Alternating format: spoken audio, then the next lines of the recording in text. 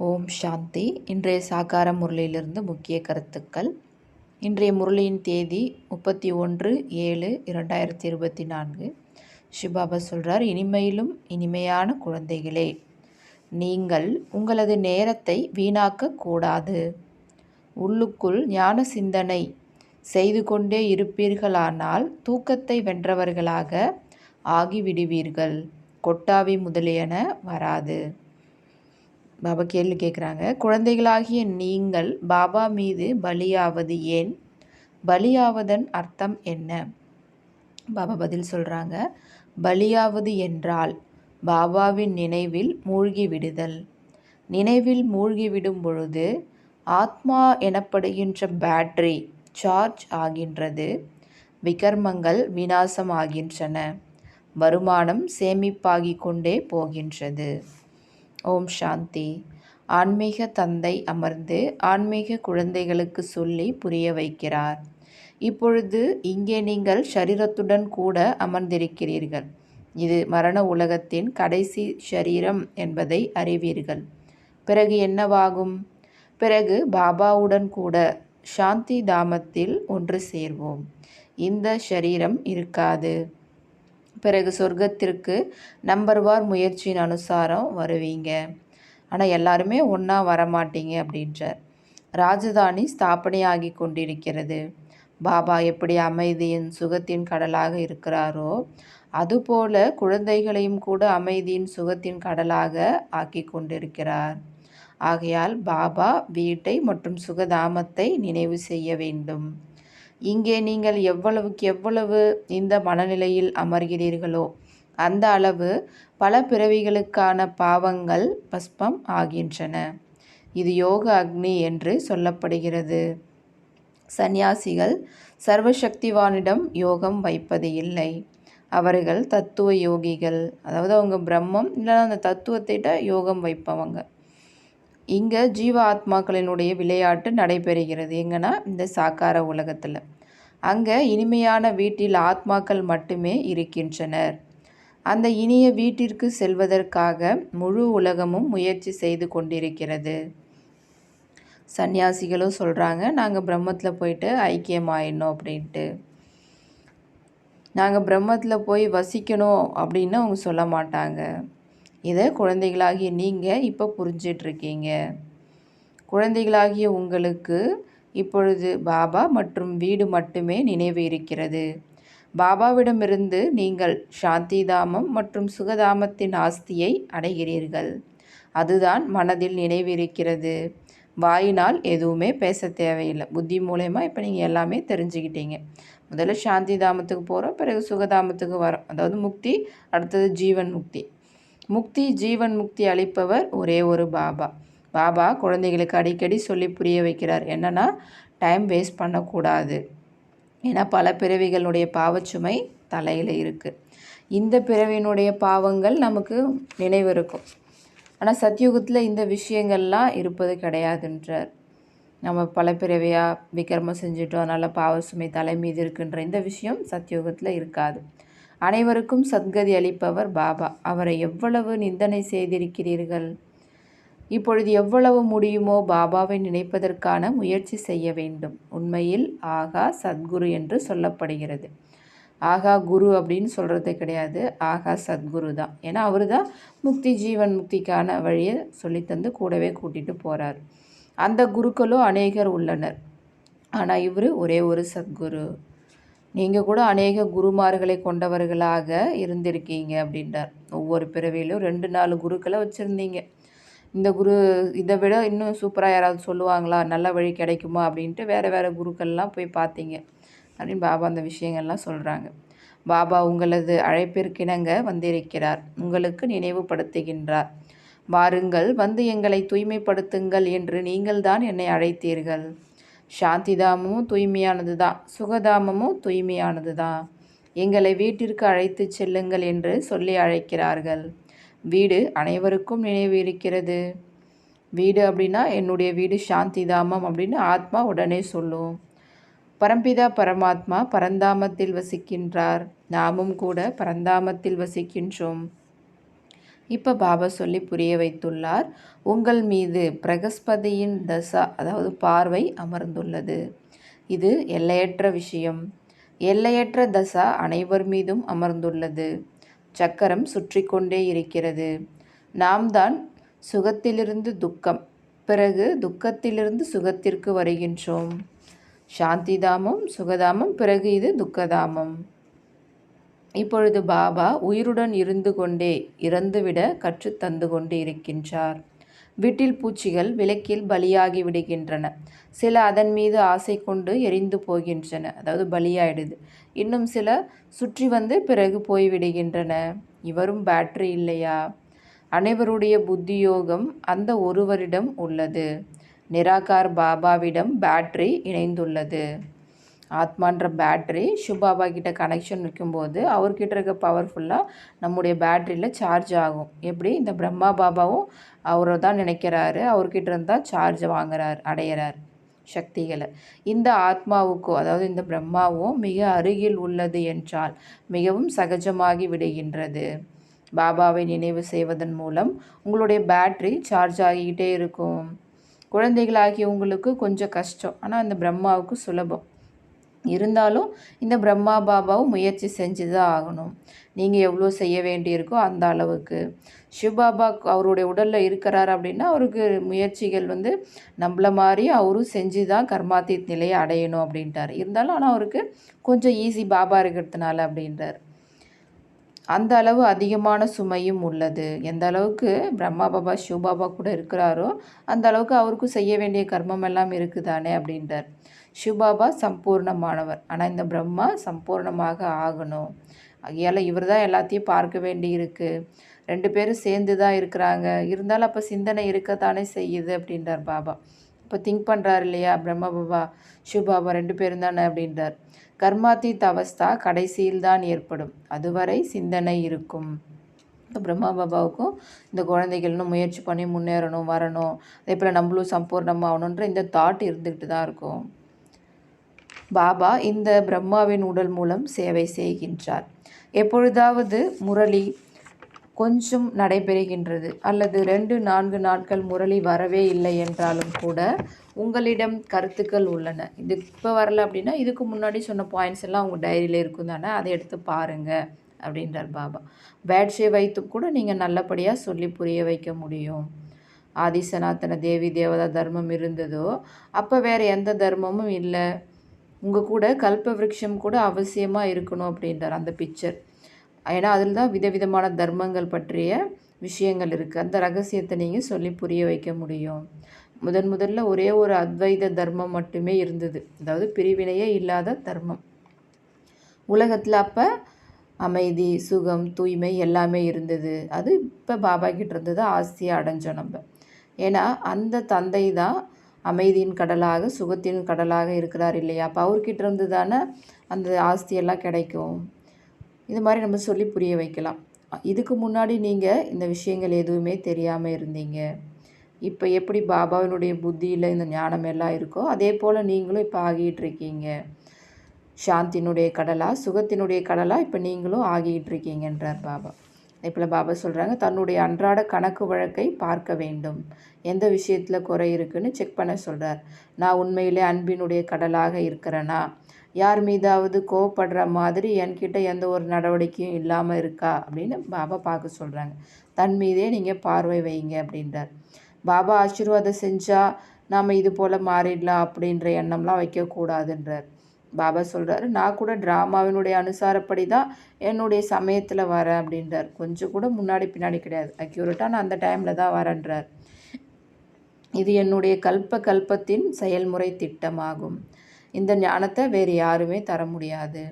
சத்தியமான தந்தை, சத்தியமான ஆசிரியர், சத்குரு ஒருவர் மட்டுமே. இதுவும் உறுதியாக இருந்தால் வெற்றி உங்களுடையதாகும்.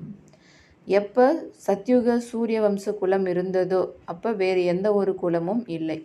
மீண்டும் இது போலவே தான் ஆகும். நாள் முழுவதும் நீங்கள் இது போல் தனக்குத்தானே பேசிக்கிட்டே இருங்க.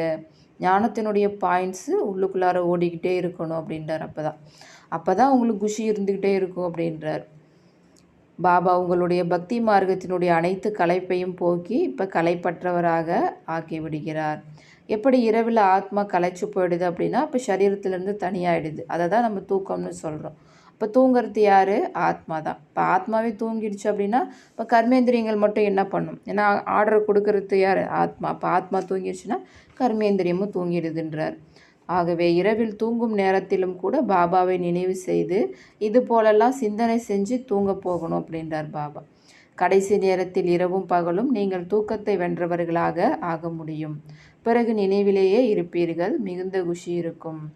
84 பிறவிகளின் சக்கரத்தை சுற்றி கொண்டே இருப்பீர்கள். அப்போ உங்களுக்கு கொட்டாவி, இந்த தூங்கி விழுதல் இது எதுவுமே இருக்காதுன்றார் பாபா. சொல்கிறாங்க, ஹே தூக்கத்தை வெல்லக்கூடிய குழந்தைகளே, வருமானத்தின் சமயத்தில் ஒருபோதும் தூங்கக்கூடாது.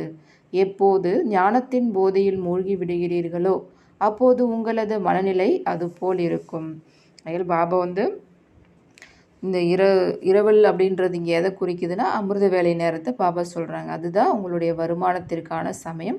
அந்த டைமில் தூங்காதீங்க. அதாவது எழுந்திருப்போம், உட்காந்துருப்போம், ஆனால் தூக்கம் வந்துடும், தூங்கிடுவோம். அதுக்கு தான் பாபா சொல்கிறாங்க, நீங்கள் ஞானத்தினுடைய போதையில் மூழ்கி இருந்தீங்கன்னா அப்போது உங்களுடைய மனநிலை அது போல் இருக்கும், தூக்கம் வராது. இங்கே நீங்கள் கொஞ்ச நேரம் அமர்றீங்க அப்படின்னா கூட உங்களுக்கு ஒருபோதும் கொட்டாவி இல்லை தூங்கி விழக்கூடாது அப்படின்றார். கொட்டாவி வரக்கூடாது, தூங்கி விழவும் கூடாது. அதே போல் மற்ற பக்கம் கவனம் போயிடுச்சு அப்படின்னா பிறகு கொட்டாவி வரும். அதனால தான் பாபா ஞானத்தை பற்றி சிந்தனை பண்ணுங்க அப்படின்றார். குழந்தைகளாகிய நீங்கள் இதையும் கவனத்தில் வைக்கணும் அப்படின்றார். என்னன்னா, நாம் மற்றவர்களையும் கூட நம்மை போல் ஆக்க வேண்டும். பிரஜைகளோ வேண்டும் தானே? இல்லையென்றால் எப்படி ராஜா ஆவீர்கள்? கொடுப்பதால் செல்வம் குறையாது. மற்றவர்களுக்கு சொல்லி புரிய வைக்கிறீர்கள், தானம் கொடுத்து கொண்டே இருக்கிறீர்கள் என்றால் அது ஒருபோதும் குறையாது. இல்லையென்றால் சேமிப்பு ஆகாது அப்படின்றார். இங்கே இந்த ஸ்தூல உலகத்தில் செல்வத்துக்காக வேணால் கொஞ்சம் சண்டை சச்சரவு இருக்கும், கொடுத்தா குறைஞ்சிரும்.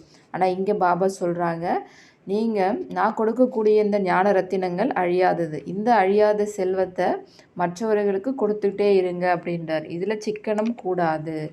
தானம் கொடுக்கவில்லை என்றால் தன்னிடம் இல்லை என்று பொருள். இந்த வருமானம் அப்படிப்பட்டது. இதில் சண்டை முதலியவற்றினுடைய விஷயம் எதுவும் கிடையாது. இது குப்தமானதுன்னு சொல்லப்படுது. நீங்கள் குப்தமான போர் வீரர்கள். ஏன்னா 5 விகாரங்களோடு நீங்கள் இப்போ போர் செஞ்சிட்ருக்கீங்க. நீங்கள் வெளிப்படையாக தெரியாத போர் வீரர்கள் என சொல்லப்படுகிறீர்கள். காலாட்படையினர் அதிகம் பேர் இருப்பார்கள். இங்கும் அதுபோல் உள்ளனர். பிரஜைகள் அதிகம் பேர் உள்ளனர். மற்றபடி கேப்டன், மேஜர் முதலிய அனைவரும் உள்ளனர்.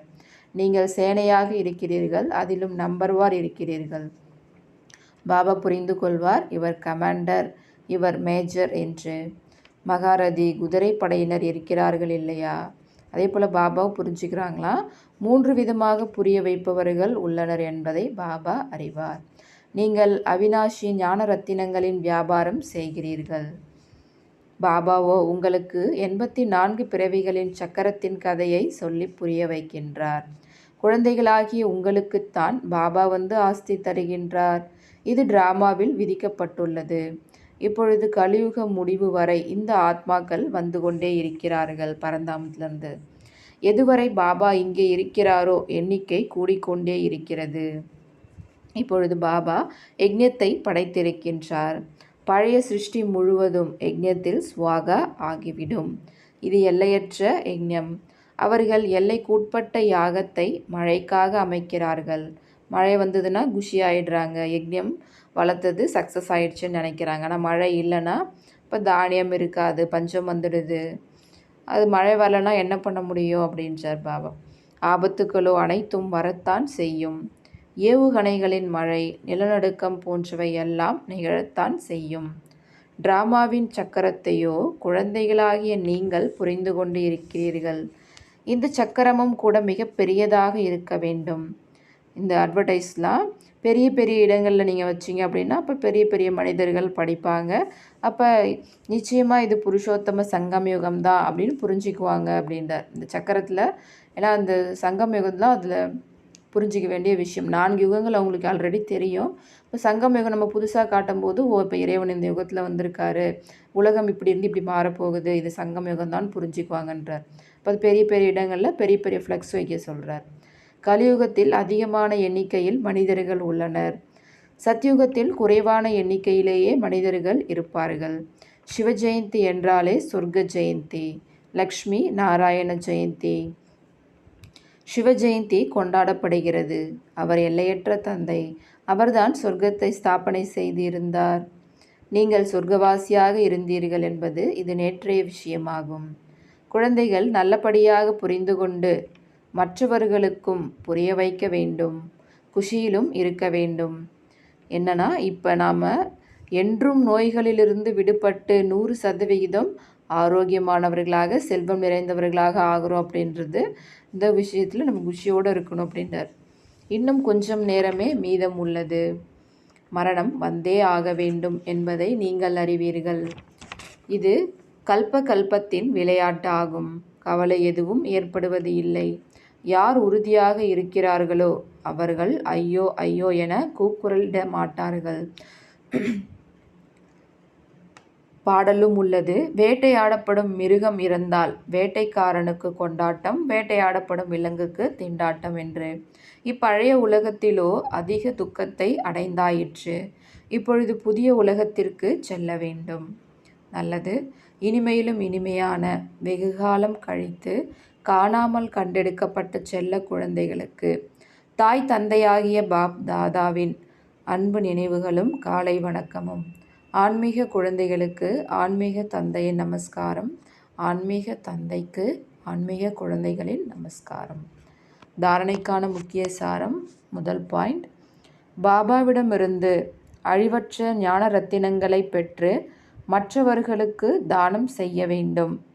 ஞான தானம் செய்வதில் கஞ்சத்தனம் கூடாது. ஞானத்தின் பாயிண்ட்டுகள் உள்ளுக்குள் ஓடிக்கொண்டே இருக்க வேண்டும். ராஜா ஆவதற்காக பிரஜைகளை அவசியம் உருவாக்க வேண்டும். 2வது பாயிண்ட், தன்னுடைய அன்றாட கணக்கு வழக்கை பார்க்க வேண்டும். அதில் முதல்ல, நான் பாபா சமமாக அன்பு கடலாக ஆகியிருக்கிறேனா? 2வது, ஒருபோதும் யார் மீதும் கோபப்படாமல் இருக்கிறேனா? 3வது, எனது நடத்தை மீது முழு கவனம் உள்ளதா என டெய்லியும் இந்த 3 விஷயத்தில் பாபா இன்றைக்கி செக் பண்ண சொல்கிறார் தன்னுடைய கணக்கை. பாபா வரதானம் தராங்க. ஞானத்தின் கூடவே குணங்களை வெளிப்படுத்தி அனைத்து விதமான குணங்களில் நிறைந்தவராகி குணத்தின் மூர்த்தி ஆகுக. ஞானத்தின் கூடவே குணங்களை வெளிப்படுத்தி அனைத்து விதமான குணங்களில் நிறைந்தவராகி குணத்தின் மூர்த்தி ஆகுக. விளக்கம். அனைவரிடம் அதிகமாக ஞானம் உள்ளது. ஆனால் தற்போது குணங்களை வெளிப்படுத்தக்கூடிய அவசியம் உள்ளது. எனவே விசேஷ கர்மத்தின் மூலமாக குணத்தின் வள்ளல் ஆகுங்கள். நான் எப்போதும் குணமூர்த்தியாகி அனைவரையும் குணத்தின் மூர்த்தி ஆக்குவதற்கான காரியத்தில் ஈடுபட்டு இருக்க வேண்டும் என்ற எண்ணம் வைக்க வேண்டும். வீணானதை பார்ப்பதற்கு, கேட்பதற்கு, செய்வதற்கு நேரம் இருக்காது. இந்த விதியினால் தன்னுடைய மற்றும் மற்றவர்களுடைய பலவீனங்கள் சுலபமாக சமாப்தி ஆகிவிடும். எனவே இதில் ஒவ்வொருவரும் தன்னை நிமித்தம் என முதலில் புரிந்து அனைத்து குணங்களிலும் நிறைந்து மற்றவர்களையும் மாற்றுவதற்கான உதாரணம் ஆகுங்கள். ஸ்லோகன். மனதின் மூலமாக யோகதானம், வார்த்தையின் மூலமாக ஞானதானம் மற்றும் கர்மத்தின் மூலமாக குணத்தையும் தானம் செய்யுங்கள். அச்சா. ஓம் சாந்தி.